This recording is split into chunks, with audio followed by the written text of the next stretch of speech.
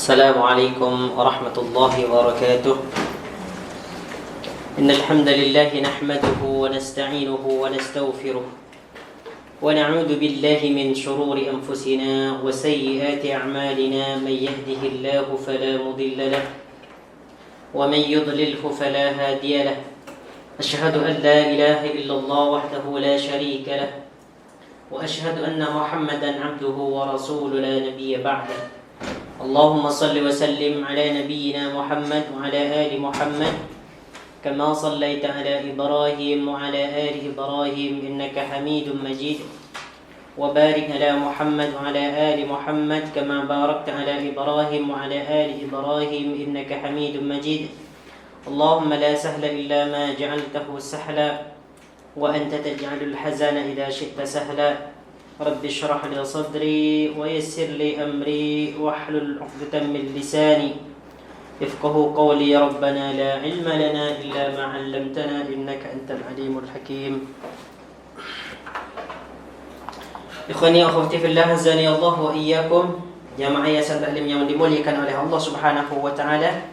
Insyaallah taala pada petang ini kita akan sambung pelajaran kita, iaitu Al-Asma'ul Husna, memahami nama-nama Allah Subhanahu wa taala yang paling baik, yang paling indah.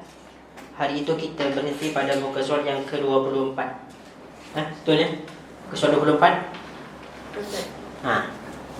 Kita berhenti pada yang kedua ni.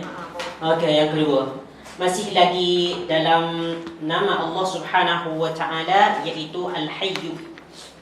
Al-Hayyu, apa maksud Al-Hayyu? Yang Maha Hidup. Okey. Al-Hayyu Al-Qayyum. Al-Hayyu yang Maha Hidup, Al-Qayyum yang Maha berdiri sendiri ataupun mengurusi makhluknya. Lepas Al-Hayyu ni, insya-Allah kita nanti akan mempelajari tentang maksud Al-Qayyum.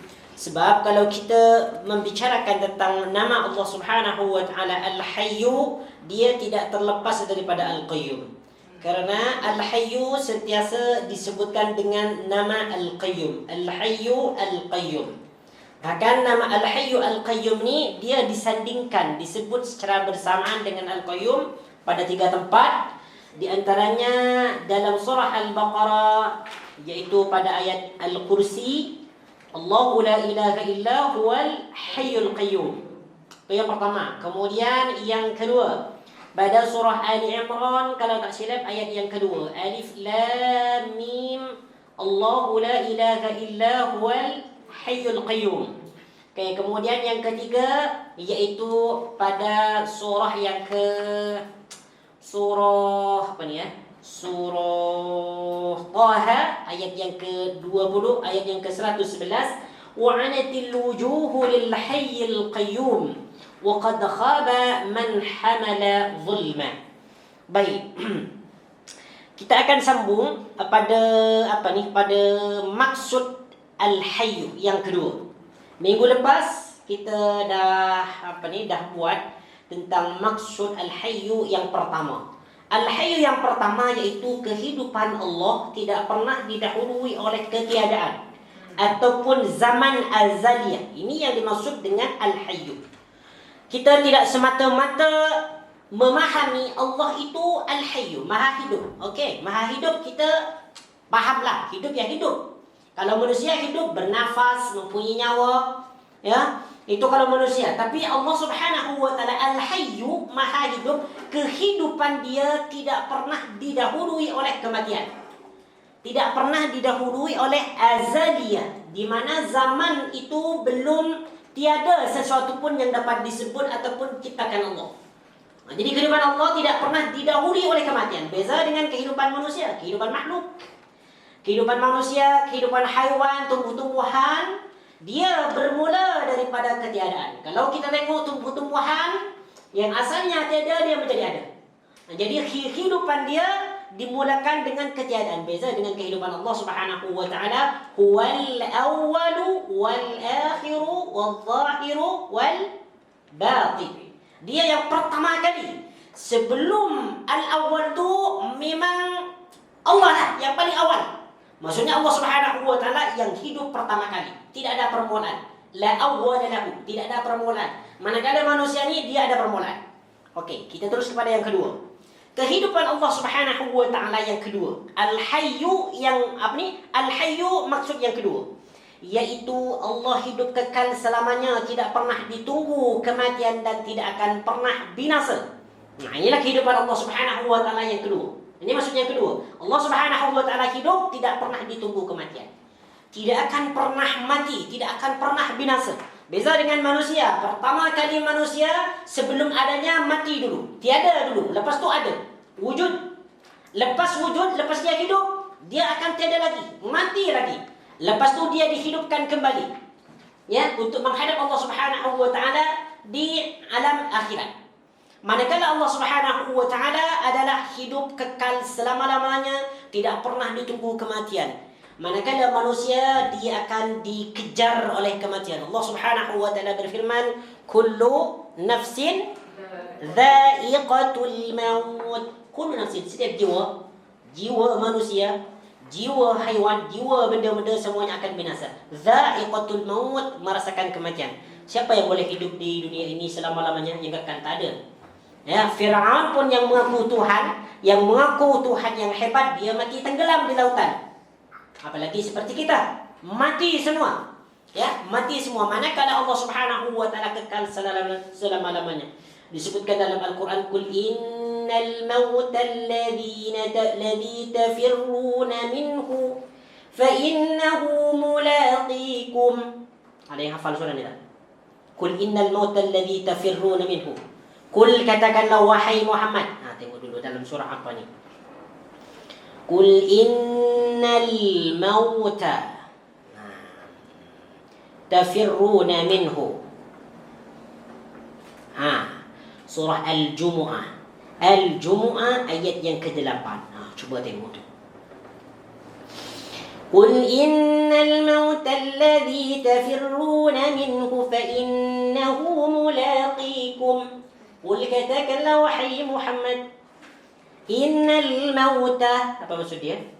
Sesungguhnya kematian.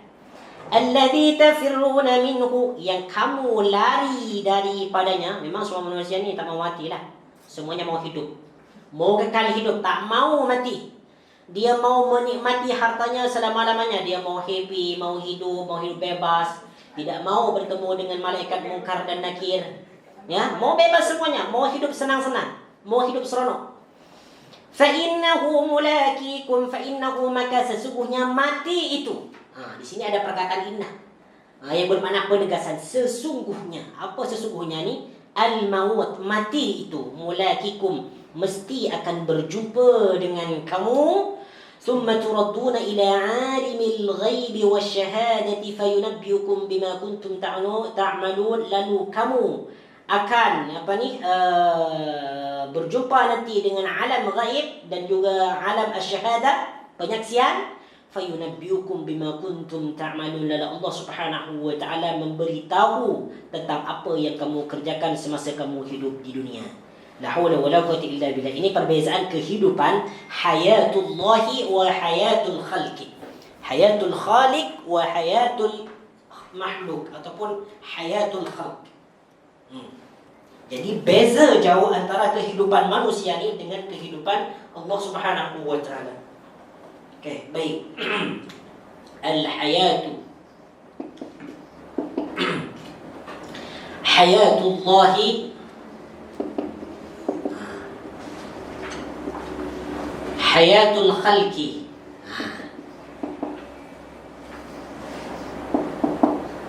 Kehidupan, ada kehidupan Allah Subhanahu wa taala, ada kehidupan makhluk.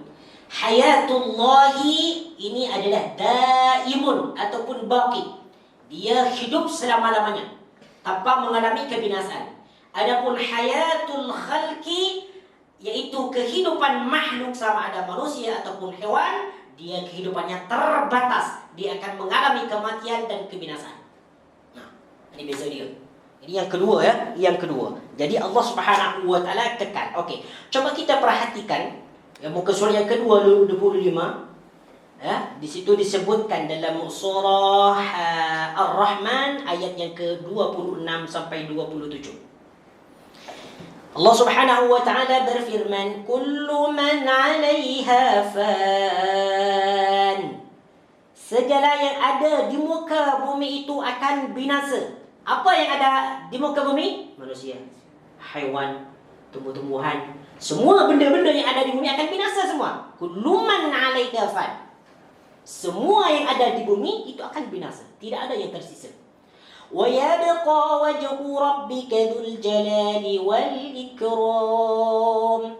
Wa yabqa, dan kekallah, wajhu rabbika, zat Tuhanmu, dzul jalali wal ikram, yang mempunyai kebesaran dan kemuliaan. Baik, berkaitan dengan ayat ini, As-Sa'di berkata, Syekh As-Sa'di berkata, semua yang ada di bumi termasuk manusia, jin, haiwan dan makhluk yang lain akan binasa. Semuanya mati. Jin ke, apalagi makhluk seperti haiwan, manusia ni mesti matilah. Hancur, binasa. Akan tetapi Allah Al-Hayyu kekal, tidak pernah mati. Untuk itu tidak ada Tuhan yang dapat disembah kecuali Allah Al-Hayyu yang maha hidup, Al-Baqi yang kekal. Allah Subhanahu wa taala juga berfirman, A'udzu billahi minasyaitonir rajim. Wa la tad'u ma'allahi ilahan akhar. La ilaha illa hu. Kullu syai'in halikun illa wajhah. Lahul hukmu wa ilaihi turja'un. Maksud dia, dan janganlah engkau menyembah Tuhan yang lain bersama-sama Allah. Maksud ni, anak ambil daripada terjemahan Quran UAE ni. Dan janganlah engkau menyembah Tuhan yang lain bersama-sama Allah. Maksudnya jangan menyembah Tuhan selain Allah. Di samping kamu menyembah Allah, kamu juga menyembah makhluk lain. Ini tak boleh, haram. Ya, la ilaha illahu, tiada Tuhan melainkan Dia. Kullu syai'in halikun. Kullu syai' ini segala sesuatu. Kullu, segala, syai'in sesuatu. Segala sesuatu yang dimaksud di sini termasuk manusia, jin, haiwan, tumbuh-tumbuhan, benda, kemudian kemudian malaikat yang ada di langit, ini mati semua. Halikun, binasa. Illa wajhan, kecuali zat Allah. Lahul hukmu wa ilaihi turja'un. Baginya lah kuasa memutuskan segala hukum dan kepadanya lah kamu semua dikembalikan. Jadi Allah Subhanahu wa taala Al-Hayyu Al-Baqi Ad-Daim. Allah Maha Hidup, kekal selama-lamanya. Okey. Itu makna yang kedua. Maksud ataupun makna yang ketiga, Allah Subhanahu wa taala hidup. Dia hidup tidak pernah mengalami sifat mengantuk. Tidak pernah mengantuk. Allah Subhanahu wa taala 24 hours. 24 jam ni. Setiap detik tidak pernah mengantuk. Beza dengan kita. Kita ni baru saja bangun tidur, 15 minit kemudian mengantuk lagi. Mengantuk lagi. Apatah lagi dalam kelas kalau tengok ustaz macam macam sangat serius. Ustaz ni tak ada lawak sikit ke tak ada. Terus mengantuk. Masya Allah, la haula wala quwwata. Tapi kalau cerita tentang tentang dunia, tentang kekayaan, Masya Allah, mata terus berpancar sinar. Tapi kalau berbicara tentang masalah takwa, ilmu, dia kan macam biasa. Saya pun ada pengalaman macam ni. Okey, itulah manusia. Sekejap ngantuk, sekejap tidur. Itulah, apalagi kalau kita ada cuti kan. Cuti dekat rumah tak nak buat tak nak ada sesuatu yang nak buat, macam mengantuk lah. Ini adalah sifat manusia yang membezakan kita dengan manusia. Jadi Allah Subhanahu wa taala kehidupan dia tidak pernah mengalami mengantuk. Bayangkan, mulai dari dahulu, mulai daripada awal lagi, Allah Subhanahu wa taala sedetik pun tak pernah mengantuk. Betapa kuasanya Allah Subhanahu wa taala, betapa hebatnya Allah Subhanahu wa taala. Kita pun sering mendengar dongeng-dongeng yang disebutkan oleh kadang asatiz, kadang seorang ustaz, kadang seorang habib. Ada seorang wali yang ada dia mengaji surah Yasin selama 40 hari tidak pernah tidur. Betul ke 40 hari tak pernah tidur? Ataupun 40 tahun tak pernah tidur? Nah, ini bohong lah, bohong tak ada. Nah, yang namanya manusia pasti dia merasai ataupun mengalami rasa kantuk. Dan inilah tabiat. Tidak dapat dibungkiri. Kecuali yang tidak mengatur adalah Allah Subhanahu wa taala. Karena Allah Subhanahu wa taala Maha hidup dan kehidupan Allah Subhanahu wa taala hebat. Sangat berkuasa, tidak pernah mengalami kelemahan. Allah Subhanahu wa taala hidup tidak pernah lemah. Kalau kita hidup lemah, kita perlu mengantuk, kita perlu tidur. Coba bayangkan kalau kita satu hari satu malam bekerja tanpa tidur, badan kita tak sehat. Mata kita merah, lemah, kondisi tubuh kita meskipun kita mendengar sesuatu macam tak konsisten, macam tak fokus. Nah, ini bezanya kehidupan Allah Subhanahu wa taala dengan kita. Ya. Apatah lagi tidur. Allah Subhanahu wa taala tidak pernah tidur. Sentiasa 24 jam memantau kita, melihat kita, memeriksa kita, apa yang kita lakukan. Kalau perbuatan kita tidak beres, Allah Subhanahu wa taala akan memperbaiki perbuatan kita. Kalau kita ada masalah, Allah Subhanahu wa taala akan pantau masalah kita, lalu Allah Subhanahu wa taala akan memperbaiki masalah kita. Ini yang dilakukan oleh Allah Subhanahu wa taala. Kalau kita fikirkan tentang kehidupan Allah Subhanahu wa taala ni, masya-Allah. Sangat luas penjelasan dia, sangat sempurna penjelasan dia. Ini menunjukkan bahwasanya Allah Subhanahu wa taala maha sempurna. Kehidupan Allah Subhanahu wa taala tidak hanya hidup dengan sendirinya, tetapi kehidupan itu digunakan untuk mentadbir manusia.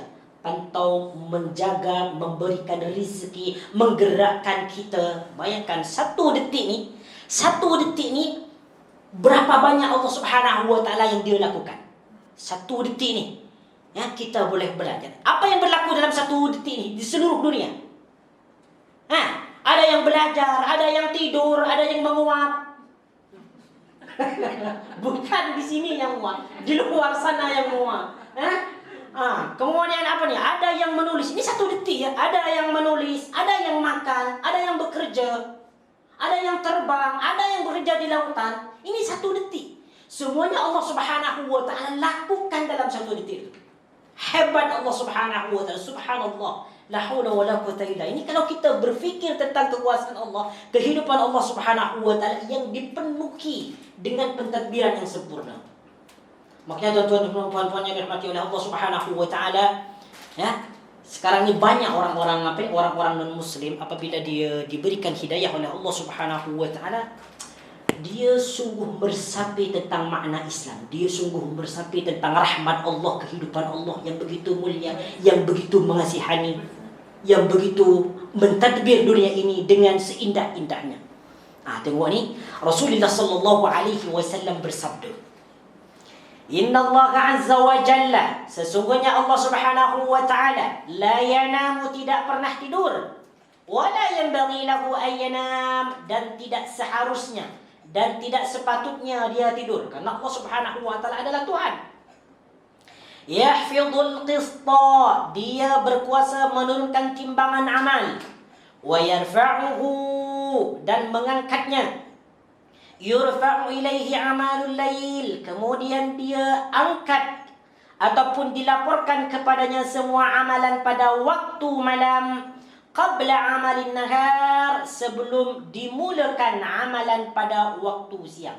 Jadi apa yang setiap kita lakukan ni, satu hari itu diangkat ke langit menuju Allah Subhanahu wa taala, dilaporkan. Begini. Orang ini Ahmad melakukan seperti ini pada siang hari. Pada waktu malamnya juga sebelum siang hari, semua amalan itu diangkat juga ke langit, dicatat. Dicatat, kemudian disimpan di Lauhul Mahfuz bahwa orang ini sebelum ini melakukan salat berjamaah, dia pergi kajian, dia pergi mengaji dan sebagainya. Dicatat oleh Allah Subhanahu wa taala. Ini termasuk daripada amalan ataupun pentadbiran Allah Subhanahu wa taala.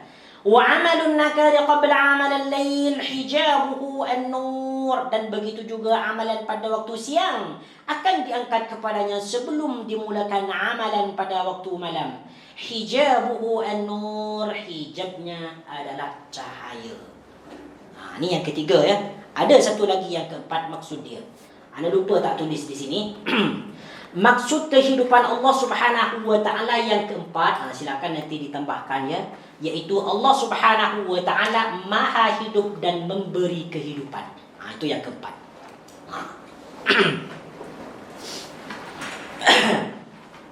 Yang keempat, sesungguhnya Allah Subhanahu wa taala wahibul hayah lil khalq, memberi kehidupan kepada makhluk.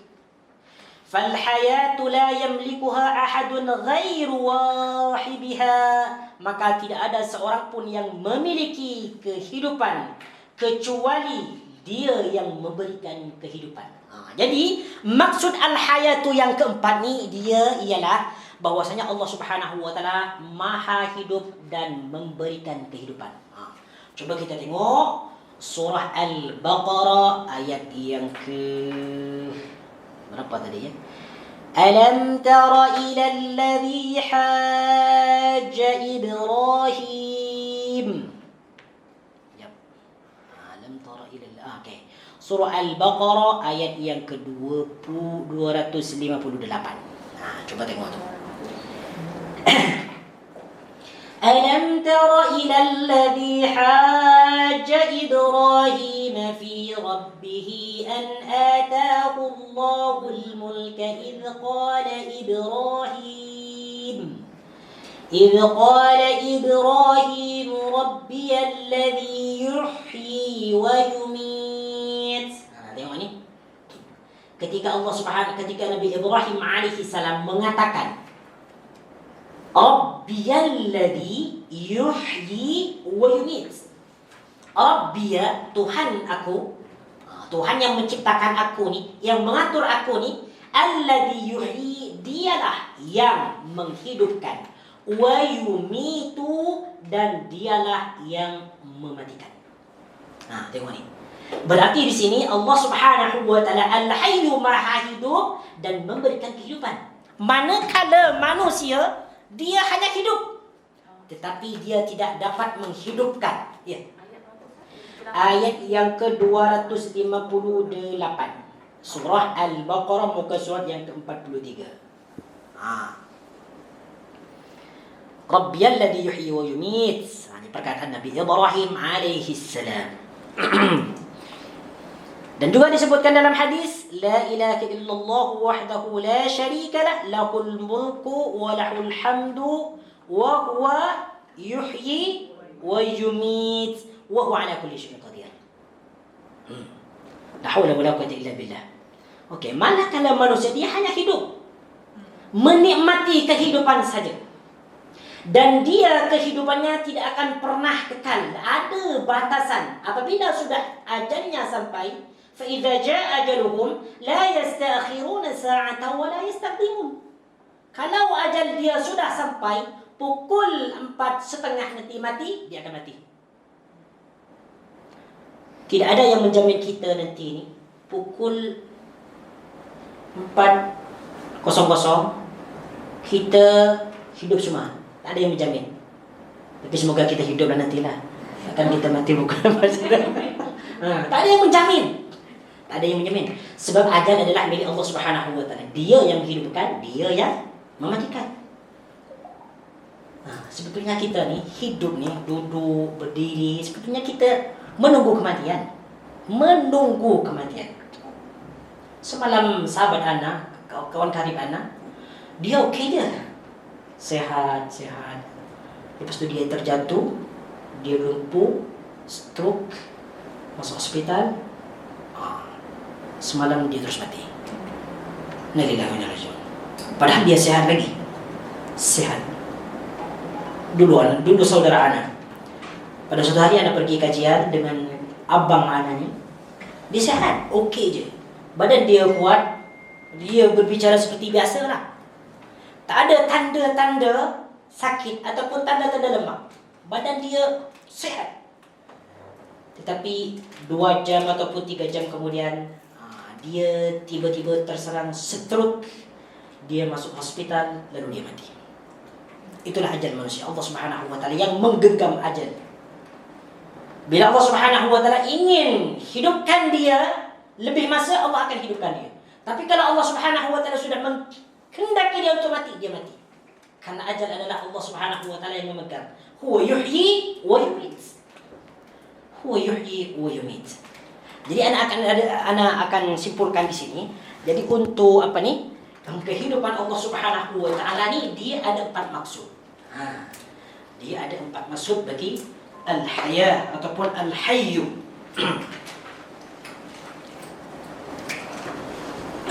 Al-hayyu, Allah Subhanahu wa taala maha hidup.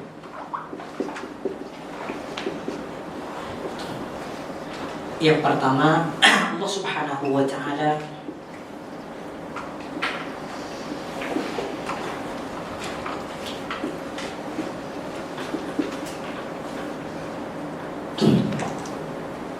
maha hidup.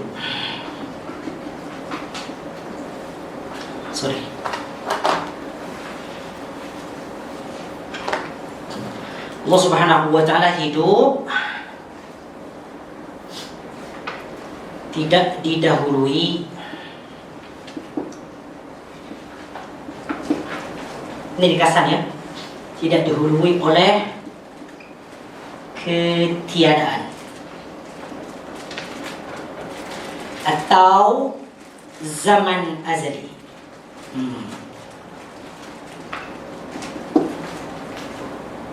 Oke, yang kedua, Allah hidup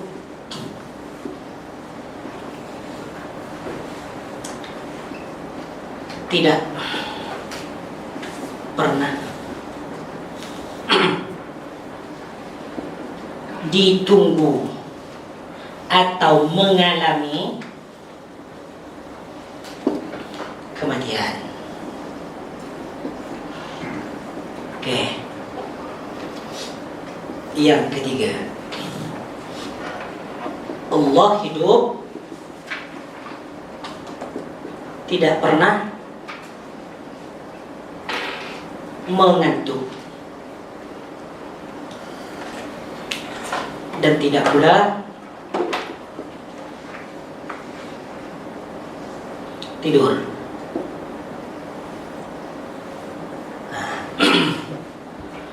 Kemudian yang keempat,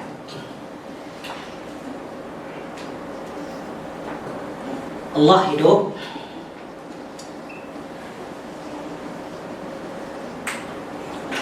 dan menghidupkan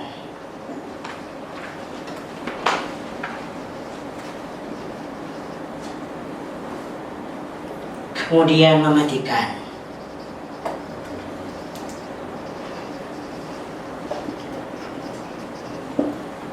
Ini maksud al-hayyu, tidak lari dari 4 poin ini.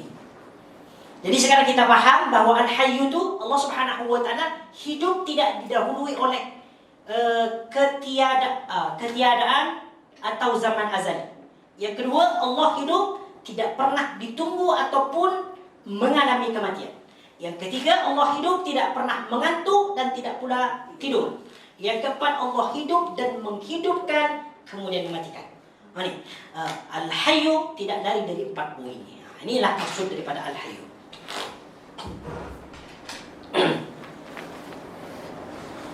Mesti kita tahu dengan sempurna ya apa yang dimaksud dengan ini. Setiap al-asmaul husna itu nama-nama Allah Subhanahu wa taala. Supaya keimanan kita itu semakin bertambah, semakin kuat. Dan semakin yakin bahwasanya Allah Subhanahu wa taala maha sempurna dari pelbagai sudut.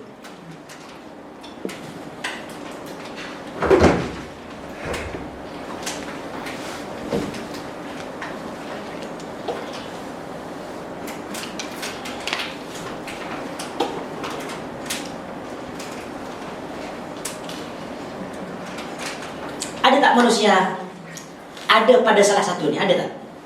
Tak ada kan? Tak ada. Yang pertama tak ada. Kita mesti hidup diawali oleh ketiadaan, kematian. Yang kedua, tidak pernah mengalami kematian. Kita pun tak ada dekat sini. Yang ketiga, Allah hidup tidak pernah mengantuk. Yang ini mesti kita ada mengantuk semua. Mesti wajib ni. Yang keempat, Allah hidup dan menghidupkan kemudian mematikan. Semua manusia ada. Tetapi disebutkan, tengok ni. Cuba kita tengok surah Al-Baqarah. Surah Al-Baqarah ketika Nabi Ibrahim alaihi salam. Tengok ni. Ini kehebatan Allah Subhanahu wa taala dalam menghidupkan manusia. Nak tengok ni. Surah Al-Baqarah muka surat yang ke-44 ayat yang ke-260. Tengok ni. Macam mana kehebatan Allah Subhanahu wa taala yang ditunjukkan kepada Nabi Ibrahim alaihi salam. أعوذ بالله من الشيطان الرجيم وإذ قال إبراهيم رب أرني كيف تحيي الموتى. Suatu hari Nabi Ibrahim ni dia ingin mengetahui bagaimana Allah Subhanahu wa taala itu menghidupkan orang yang mati, menghidupkan makhluk yang mati. Nah, tengok ni. Dan ingatlah ketika Ibrahim berkata, Tuhanku, tunjukkanlah kepadaku bagaimana engkau menghidupkan orang mati. Ya Allah, tunjukkan sekarang engkau bagaimana cara menghidupkan orang yang mati. Sebab engkau adalah Al-Hayyu, yuhyi wa yumit, tuhyi wa tumit. Lalu apa jawaban Allah? Qala, awalam tu'min? Allah berfirman, belum percaya kamu wahai Ibrahim bahawa aku ini menghidupkan sesuatu yang mati? Apa jawaban Nabi Ibrahim? Qala bala walakin liyatma'inna qalbi. Qala bala, dia berkata Ibrahim, aku percaya wahai Allah. Yes, aku percaya. Bala walakin liyatma'inna qalbi. Aku nak tahu saja bagaimana engkau ini menghidupkan sesuatu yang mati. Liyatma'inna qalbi, supaya hatiku ni tenang. Kalau aku melihat kekuasaan engkau, maka hatiku ni akan menjadi tenang. Lalu apa kata Allah? Qala فَخُذْ أَرْبَعَةً مِنَ الطَّيْرِ فَصُرْهُنَّ إِلَيْكَ ثُمَّ اجْعَلْ عَلَى كُلِّ جَبَلٍ مِنْهُنَّ جُزْءًا ثُمَّ ادْعُهُنَّ يَأْتِينَكَ سَعْيًا وَاعْلَمْ أَنَّ اللَّهَ عَزِيزٌ حَكِيمٌ. Allah berfirman, kalau begitu, kau nak tahu? Okey. Kalau begitu, ambillah 4 ekor burung. 4 ekor burung ni diperintahkan kepada Nabi Ibrahim. Suruh diambil 4 burung. Lalu cincanglah. Cincang 4 burung tu. Setiap burung ni cincang. Jadikan, potong dia menjadi kecil-kecil. Ini Allah Subhanahu wa taala nak tunjukkan kekuasaan dia. Kemudian letakkan setiap satu bahagian di atas bukit. Satu bahagian burung yang telah dicincang tu kau letakkan di atas bukit, letakkan di atas gunung. Okey, kemudian panggillah mereka. Lepas kau letak burung-burung yang kau telah potong, yang telah kau cincang tu, panggil mereka. Panggil mereka ni. Burung-burung yang sudah dicincang ni. Nescaya mereka akan datang kepadamu dengan segera. Masyaallah, tabarakar rahman. Ketahuilah bahawa Allah Maha Perkasa lagi Maha Bijaksana. Bayangkan daging-daging yang sudah dipotong-potong dengan kecil, lalu diletakkan di atas gunung, dengan hanya memanggil saja burung datang kepadaku, maka burung itu akan hidup dan datang. Inilah Allah Subhanahu wa taala betapa hebatnya di dalam menghidupkan makhluk yang sudah mati. Tengok ni bagaimana kita nanti, ini kan kita mati hancur semua dalam kubur ni, tinggal tulang belulang saja. Tulang pun juga hancur.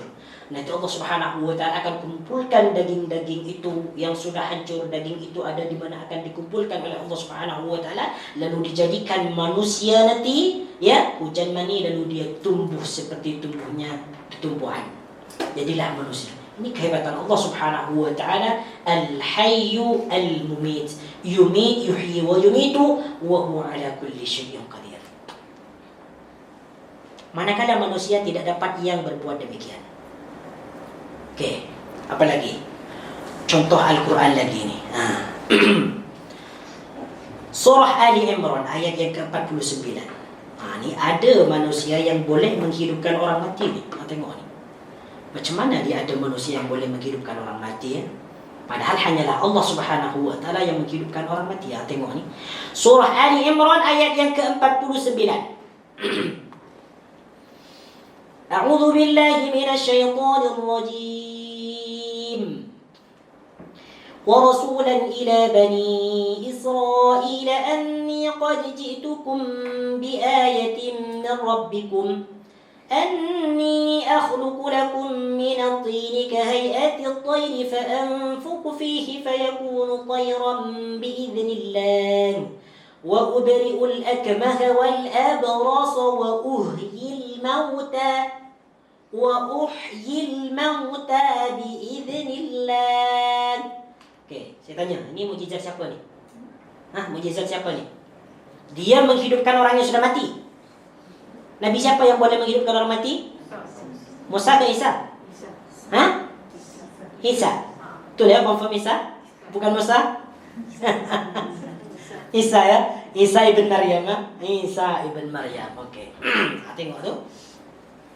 1, 2, 3, 4, 5, 6, 7, 8. Pada garisan yang ke-8 ya. Ni tengok.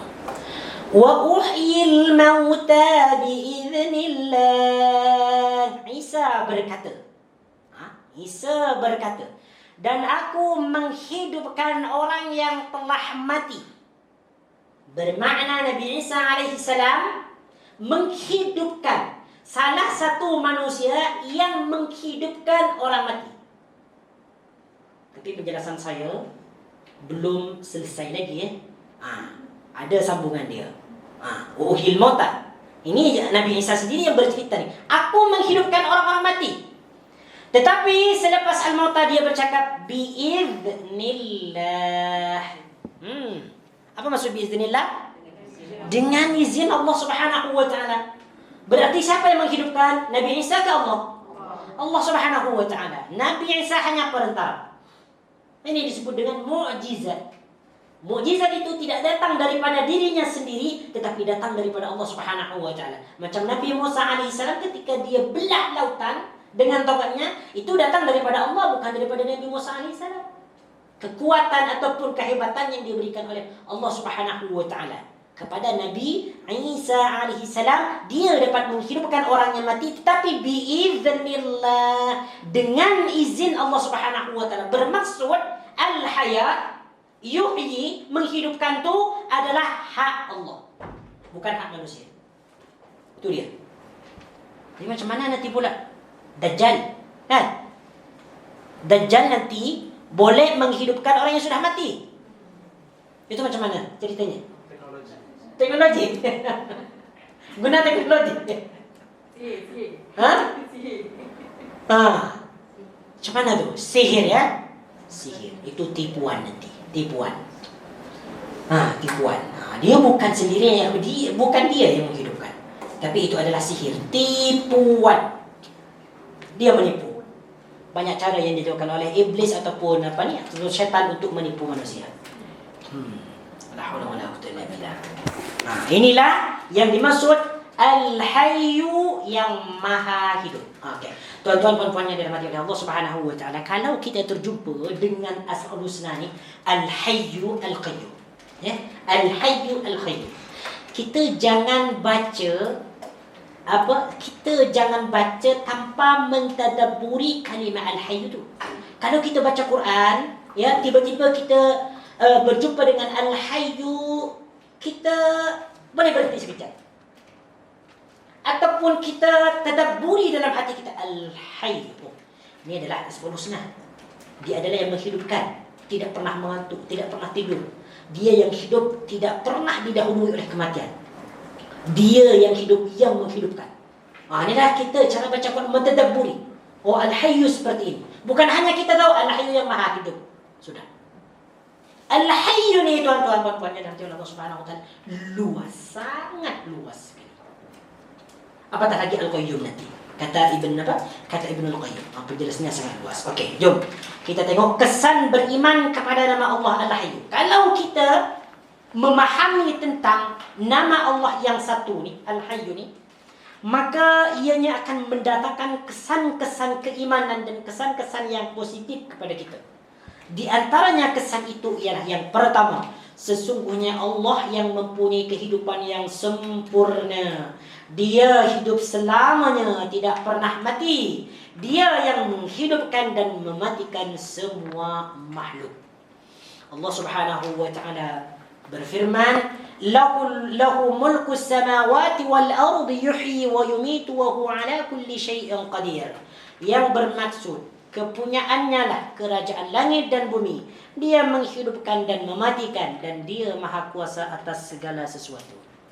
Yang pertama. Yang kedua, kesan keimanan dia adalah kehidupannya tidak sama dengan kehidupan makhluk. Kalau kita dah faham Al-Hayy ni, bermakna kehidupan Allah Subhanahu wa taala tidak sama dengan kehidupan makhluk. Tidak pernah mengantuk, tidak pernah tidur. Mengantuk dapat menyebabkan mata terpejam kemudian tidur. Maka dari itu, dua sifat tersebut mustahil bagi Allah, karena keduanya dapat menafikan sifat qudrah, yaitu berkuasa, dan al-hayat, yaitu hidup. Manakala sifat mengantuk dan sifat tidur bagi manusia adalah wajib, bagi Allah adalah muhal. Bagi manusia adalah wajib. Mesti ya, mesti.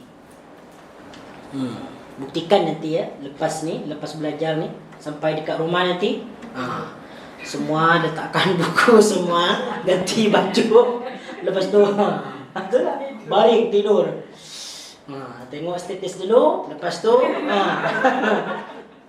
kan tak sedarkan diri ya, ternyata sudah pukul 7.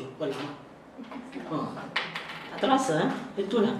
Yang ketiga, seseorang yang menyadari bahawa dia hanya hidup sementara, sedangkan Allah hidup selama-lamanya, maka dia akan sentiasa ikhlas beribadah dan berharap kepadanya. Ni cara kita memaknai kehidupan ni. Ya. Ini kalau kita faham bahwasanya Allah Subhanahu wa taala hidup selama-lamanya, memantau kita, melihat kita, karena dia adalah Maha Hidup, maka kita sebagai manusia yang tujuannya diciptakan untuk beribadah, maka kita sentiasa ikhlas beribadah dan berharap kepadanya.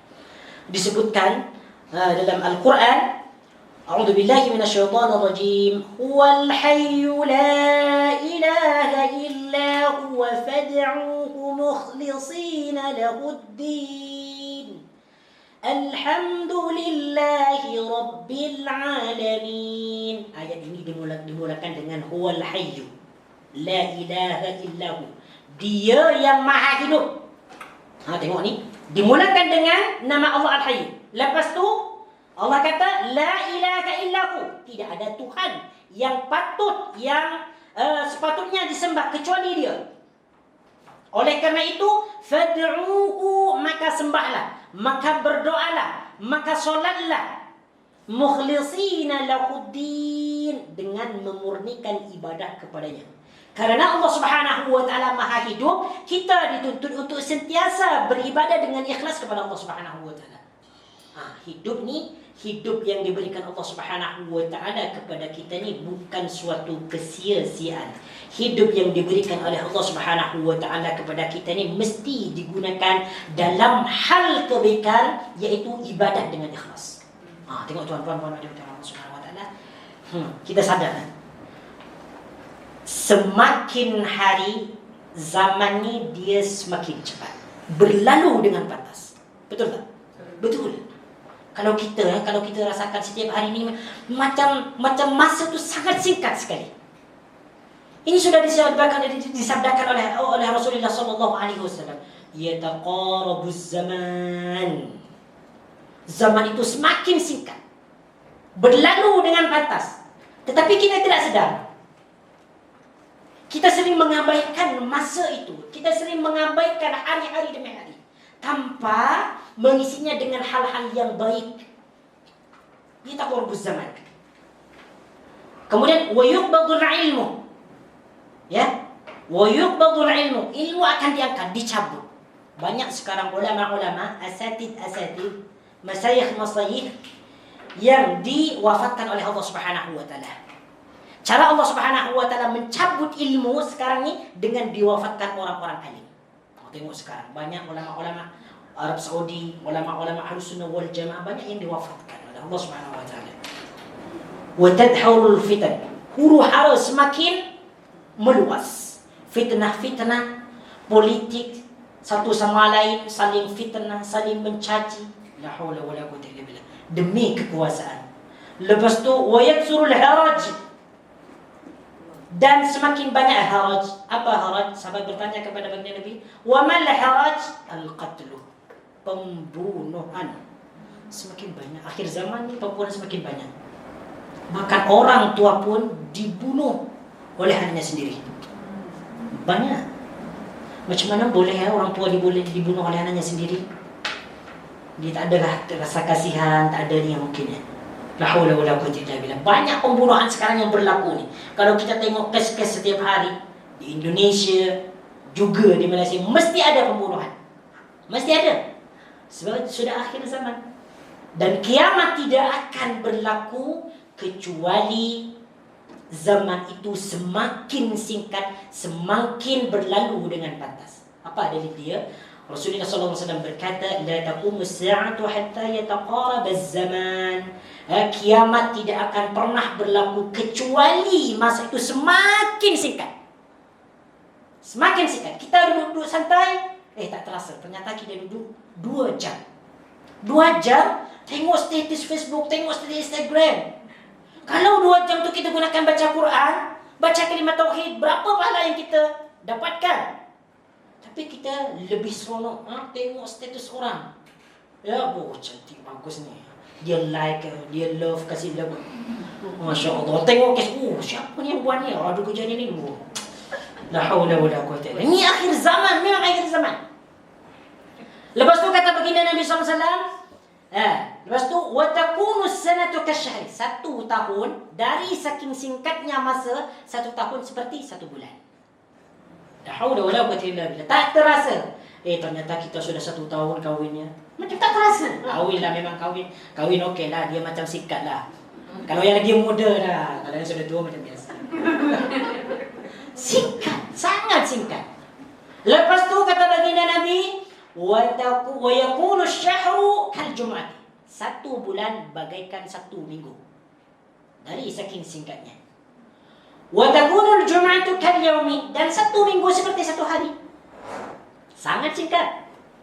Sudah 1 minggu ya kita dah ni tahan. Sudah kita 1 minggu tak berjumpa. Wa yakunu al-yawmu kas-sa'ati. 1 hari seperti 1 jam. Wa takunu as-sa'atu kadh-dharmati bin-nar. 1 jam seperti hamburan api, semburan api. Begitu pantasnya masa ini berlalu. Untuk itu tuan-tuan yang dimati oleh Allah Subhanahu wa taala, amalkan al-asmaul husna ni. Nama-nama Allah Subhanahu wa taala, semakin kita banyak membaca Quran, hayati nama-nama Allah Subhanahu wa taala ni supaya tauhid kita, keimanan kita semakin kuat. Doa-doa yang berkaitan dengan al-asmaul husna ni kita amalkan. Nah, itu cara kita mengatur hidup kita ni. Kalau kita tak pandai mengatur hidup kita ni, memang dia akan berlalu dengan sia-sia. Dia akan dihabiskan dengan hal-hal yang tidak bermanfaat. Okey, jom. Kemudian, seterusnya, kesan keimanan yang keempat. Allah akan memberikan kehidupan yang kekal bagi orang yang beriman berupa kenikmatan di dalam syurga untuk selama-lamanya. Manusia di dunia tidak akan hidup kekal. Namun Allah Subhanahu wa taala dengan kasih sayangnya, manusia diberikan kehidupan yang kekal di akhirat. Sama ada kehidupan kekal itu di syurga ataupun kehidupan kekal itu di neraka. Kita boleh pilih nak kekal di syurga ke ataupun nak kekal di neraka. Tengok ni. Allah Subhanahu wa taala berfirman, "Wa ma hadhihi al-hayatud dunya illa la'ibu wa illa lahu wa la'ib. Wa inna ad-dara al-akhirata lahiya al-hayawan law kanu ya'lamun." Ini tentang kehidupan dunia ya. Yang bermaksud, dan tiadalah kehidupan dunia ini melainkan senda gurau dan main-main ya. Macam mainan anak-anak lah. Main keliling, main layang-layang. Itu sebetulnya kehidupan dunia ni. Main petak umpat. Petak umpat. Sini ada petak umpat. Tak ada. Macam mainan. Lahu wa la'ib. Wa inna ad-daral akhirata lahiyal hayawan. Dan sesungguhnya akhirat itu adalah yang sebenarnya kehidupan. Hayawan di sini bukan bermakna hewan ya. Jangan salah terjemah. Wa inna ad-daral akhirata lahiyal hayawan. Dan sesungguhnya akhirat itu adalah kehidupan hewan. Tak boleh. Kalau hanya belajar makna kalimah Quran, tanpa tengok tafsiran dia, mungkin dia akan menterjemahkan dan sesungguhnya akhirat itu adalah kehidupan hewan. Hayawan. Sebab ada perkataan hayawan. Ustaz, hayawan kan hewan. Ya betul hewan. Tapi maksud di sini al-hayawan itu adalah kehidupan yang sebetulnya. Kena tengok tafsir dulu. Surah apa tu? Surah apa ya? Surah Al-Ankabut ayat yang ke-64.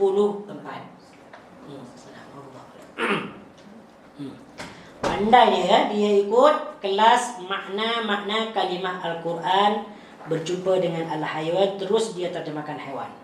Tak boleh.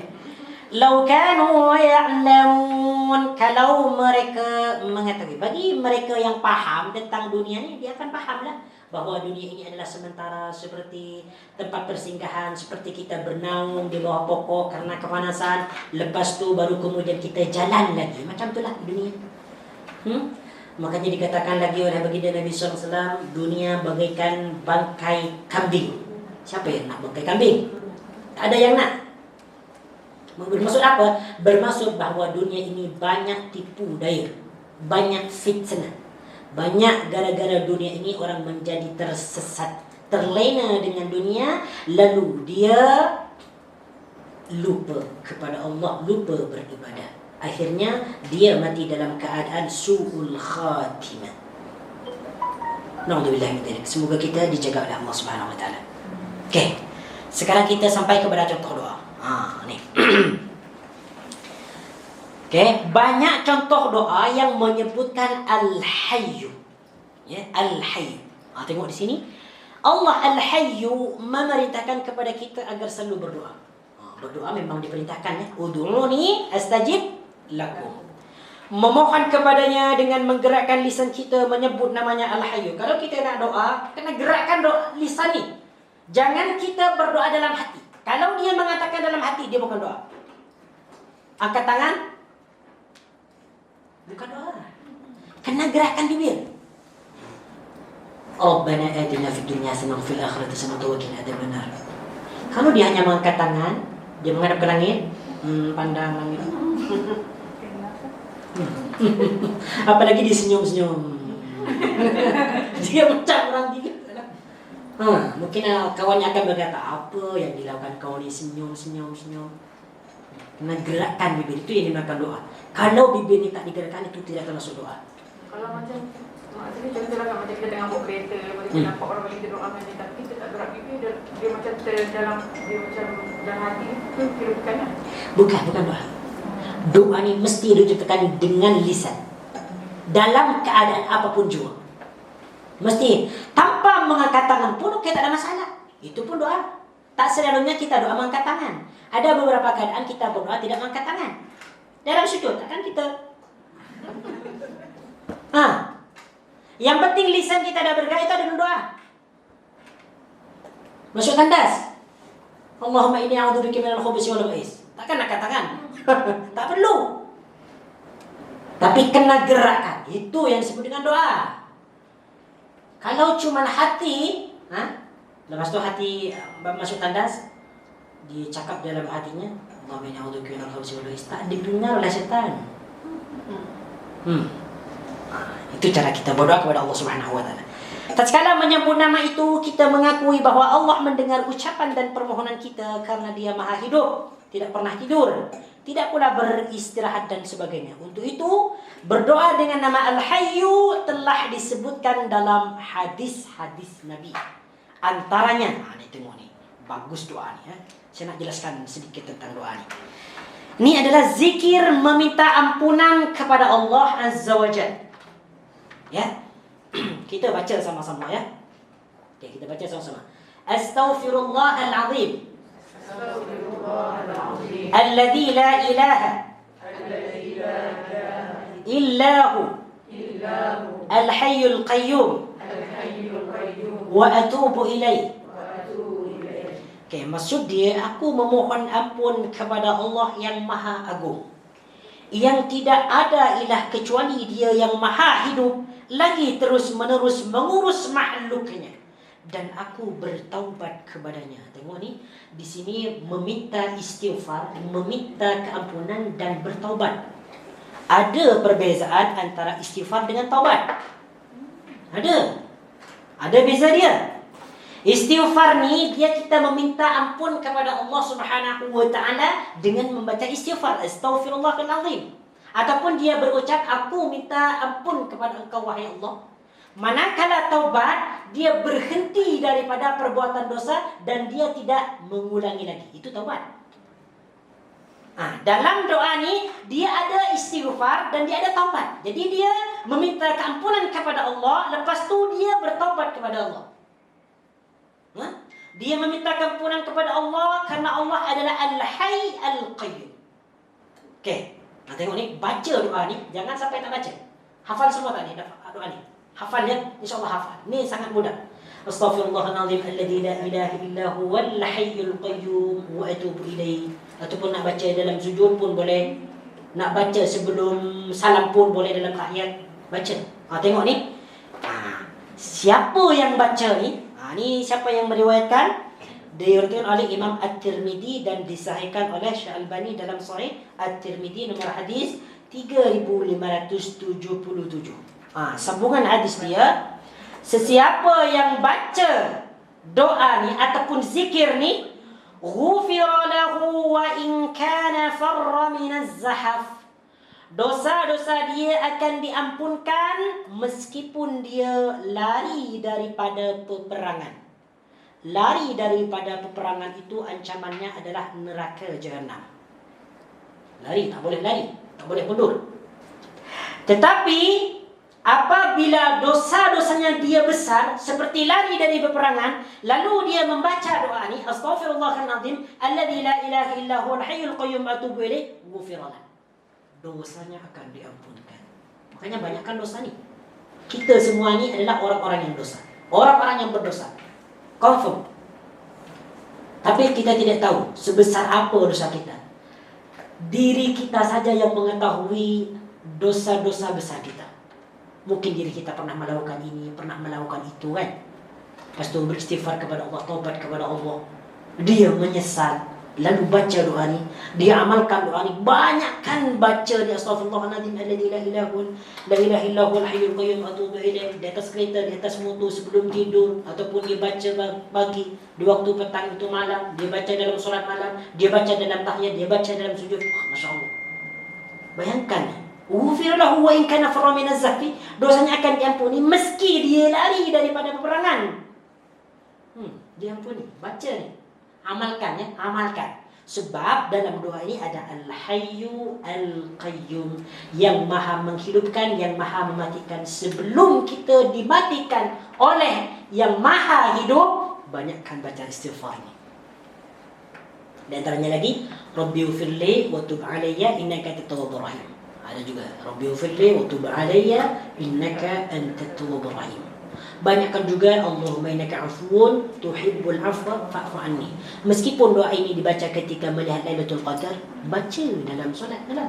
Jangan kita hanya fokuskan pada Lailatul Qadar. Doa ini bagus. Allahumma innaka afuwun, Engkau maha pemaaf. Tuhibbul afwa. Ya. Tuhibbul afwa, sangat senang, sangat suka memaafkan. Fa'fu anni. Oleh kerana itu, maafkanlah dosa-dosaku. Baca. Semua hadis-hadis, doa-doa yang datang dari baginda Nabi SAW berkaitan dengan meminta ampun, dibaca. Anak pun tak guna lain.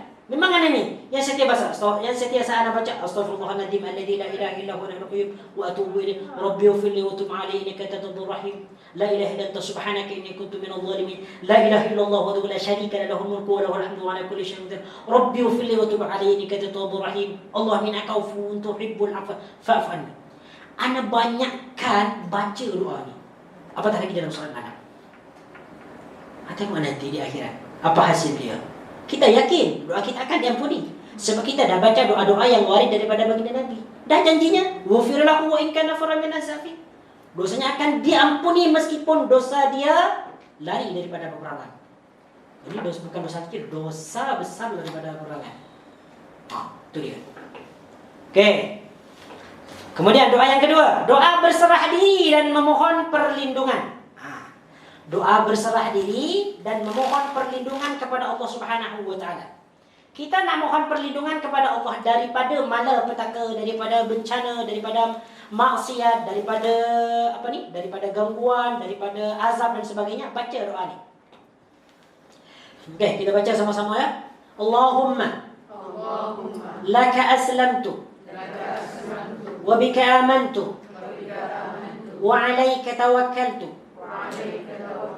wa ilayka anabtu wa bika khasamtu Allahumma inni a'udzu bi'izzatika la ilaha illa anta an tudillani antal hayy alladhi la yamut wal jinnu wal insu yamutun. InsyaAllah tabaraka rahman. Betapa indahnya doa ni. Kita sebut antal hayyul ladzi la yamut. Kalau kita betul-betul mentadabburi, merenungi antal hayyul ladzi la yamut, InsyaAllah air mata kita akan keluar. Kadang-kala anak kalau di tengah jalan tu berdoa lagi berdoa kepada Allah, sebutkan salah satu asmaul husna, dia terus mengalir air matanya karena dia meresapi al-hayyul ladzi la yamut, ar-raziq, ar-razzaq, al-khaliq, al-khallaq. Insyaallah tabaraka rahman. Maksud dia, ya Allah, aku berserah diri kepadamu, aku beriman kepadamu, aku bertawakal kepadamu, aku kembali bertaubat kepadamu, dan aku mengadukan urusanku kepadamu. Ya Allah, sesungguhnya aku berlindung dengan kemuliaan-Mu. Tidak ada ilah yang berhak disembah selain Engkau dari segala hal yang dapat menyesatkanku. Engkau maha hidup dan tidak mati, sedangkan jin dan manusia pasti mati. Ini mengakui Allah yang maha hidup dan mengakui diri kita sendiri akan mati. Betapa lemahnya kita ni dan betapa hebatnya Allah Subhanahu wa taala. Okey, itu yang kedua. Boleh baca ni. Kalau tak hafal tak apa. Letakkan di hadapan selepas solat ke sunnah. Letak di hadapan.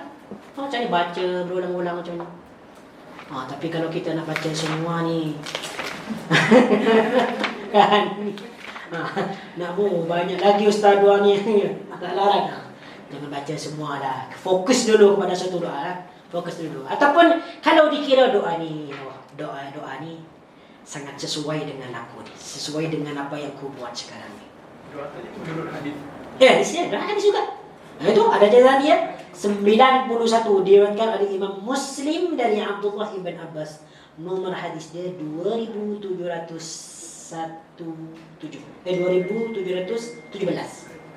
Semua doa yang disebutkan ni berdasarkan hadis sahih ataupun hasan. Kecuali ada satu doa dia bukan hadis. Nah, sebagai contoh. Semua doa ni yang dicantumkan ni berdasarkan hadis sahih, hadis hasan. Boleh diamalkan. Boleh diamalkan. Okey, kemudian doa yang ketiga, doa dalam solat. Ini dibaca sebelum salam dalam tahiyat akhir. Banyak doa dia di antaranya ni. Okey. Kita baca sama-sama ya. Allahumma inni as'aluka bi anna lakal hamdu la ilaha illa antal mannan badi'us samawati wal ard ya dzal jalali wal ikram ya hayyu ya qayyum. Maksud dia, ya Allah, saya memohon. Ini bukan saya sebetulnya, ya, aku lah. Aku memohon kepadamu, Engkau yang memiliki segala pujian, tiada Tuhan selain Engkau. Al-Mannan, maha pemberi anugerah. Al-Mannan ni salah satu nama Asmaul Husna. Al-Mannan. Makanya disebutkan ya Hannanu ya Mannan. Boleh sebutkan. Manan ni maknanya pemberi anugerah. Kalau tak silap ni dalam buku yang ketiga ada, jilid 3 ada. Badi'us samawati wal ard, yang menciptakan langit dan bumi. Ini ada ulama yang mengatakan juga Badi'us samawati wal ard adalah nama Allah, Al-Badi'. Sebagian ada yang mengatakan la. Ya Dzal Jalali wal Ikram. Dzal Jalali juga ada yang mengatakan Al-Asmaul Husna. Makanya nama-nama Allah Subhanahu wa taala tidak terhitung, tidak terhad. Ya Hayyu Ya Qayyum, wahai yang maha hidup dan mengurusi segala sesuatu. Boleh baca lah yang nak baca ni. Okey, doa solat jenazah. Ni solat jenazah juga. Ni ni tak perlulah kita baca, tak perlu baca sama-sama. Saya nak baca sendiri. Allahumma fil li hayyina wa mayyitina wa syahidina wa ghaibina wa saghirina wa kabirina wa dhakarina wa unsana. Allahumma man ahyaytahu minna fa ahyihi 'ala al-islam wa man tawaffaytahu minna fatawaffahu 'ala al-iman. Allahumma la tahrimna ajrahu wa la tudillana ba'dahu. Dia bermaksud, ya Allah, ampunilah orang yang hidup dan yang mati di antara kami. Ini dibaca, bila dibaca ni? Melawat jenazah ke atau mau solat jenazah? Melawat ke solat? Kalau melawat kena baca doa ke?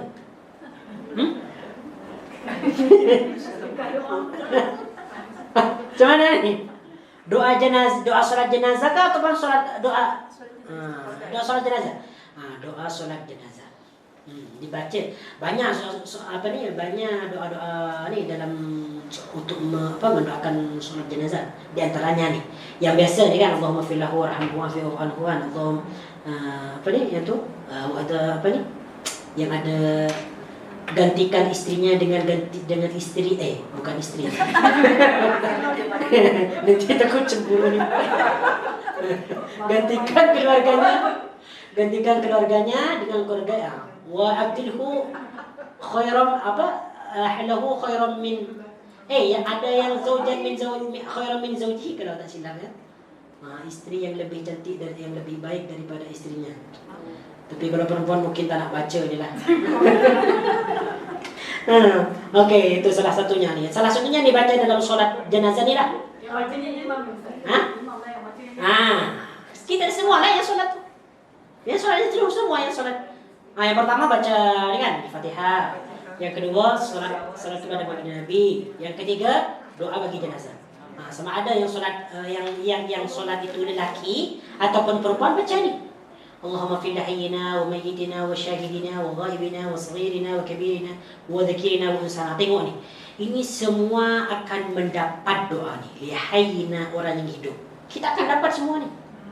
Wa mayyitina, yang sudah mati. Yang sudah mati orang Islam, orang di dalam kubur tu, dia akan dapat juga. Iya.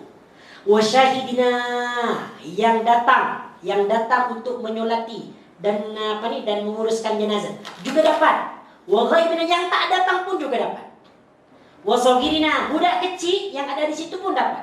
Wa kabirina, orang yang tua pun juga dapat. Wa dzakirina, lelaki, wa unsana, perempuan juga dapat. Masya-Allah, tabarakallah. Ini doa yang sangat masya-Allah. Ini dari saking luasnya rahmat Allah Subhanahu wa taala. Bukan hanya orang yang mati saja yang didoakan, tetapi orang yang hidup, apatah lagi yang mati, yang hadir ke situ ataupun yang tak hadir, ataupun yang budak kecil ataupun dewasa, lelaki perempuan, juga akan mendapatkan keampunan di doa. La haula wala quwwata illa billah. Ustaz, kalau kita tidak hafal doa ni kan, tapi masa solat kita pegang ada kertas, kita pegang boleh Boleh. Ada masalah? Boleh. Pegang je. Ataupun kalau nak senang, tulis balik dalam buku nota yang boleh tulis Arab lah. Ada yang tak boleh tulis Arab, ataupun dia print balik, ataupun tapi jangan koyak lah. dia terus koyak, tak perlu koyak. Di ekstrimnya. Ataupun dia tik snap lah lepas tu pergi print. Ataupun banyak ataupun kita boleh guna handphone tengok yang ada doa macam ni. Boleh, tak ada masalah. Boleh. Boleh kita amalkan lah. Banyak doa-doa ni. Doa untuk solat jenazah ni. Okey, baik. Ada soalan tak sebelum kita tutup? Ustaz kata istighfar itu minta ampun dengan istighfar kan? Beza dengan taubat berhenti dari dosa apa lagi? Yes. Menyesali atas perbuatan dosa dan tidak ada keinginan untuk melakukannya lagi. Itu taubat. Ustaz, apa itu bezanya antara diberikan kemaafan dan diberikan keampunan? Kemaafan dan keampunan sama je. Afu dengan Al-afu dengan al-ghaffar, dengan al-ghaffar. Okey. Dari segi lafaz apa tadi? Keampunan ya. Keampunan. Lebih kurang sebetulnya keampunan dengan kemaafan ni dia lebih mengampunkan, memaafkan, sama, lebih kurang sama. Tapi kalau dari segi lafaz bahasa Arab,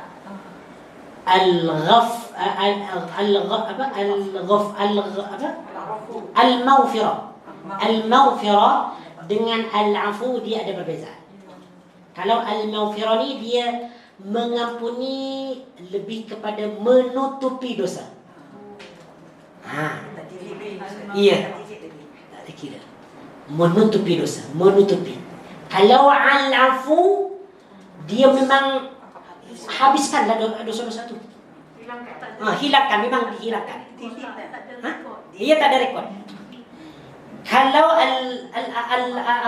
al-maghfirah dia menutupi. Dosa-dosa tu dia ditutupi. Ini sebagian ulama lah. Sebagian pandangan ulama lah. Tapi lebih kurang sama al-maghfirah dengan ni. Ada juga yang membezakan tadi perbezaannya. Ada juga yang menyamakan al-maghfirah dengan ni, dengan al-afu. Macam tu lah. Sebab nanti di akhirat ni Allah Subhanahu wa taala akan berkata, qad ghafartu laka. Ada nanti hamba-hamba yang terkejut dia dimasukkan ke dalam syurga, padahal dia adalah pendosa. Apa kata Allah Subhanahu wa taala? Qad ghafartu laka. Aku telah mengampuni dosamu. Maksudnya dosa tu ada tapi diampuni. Ya, ditutup. Kalau al-afu memang dia terus dihapuskanlah. Al-afu.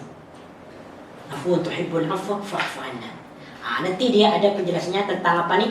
Tentang al-ghaffar dengan al-afu. Ada perbezaan dia nanti dalam pembahasan apa? Dalam pembahasan al-asma'ul husna seterusnya insya-Allah taala.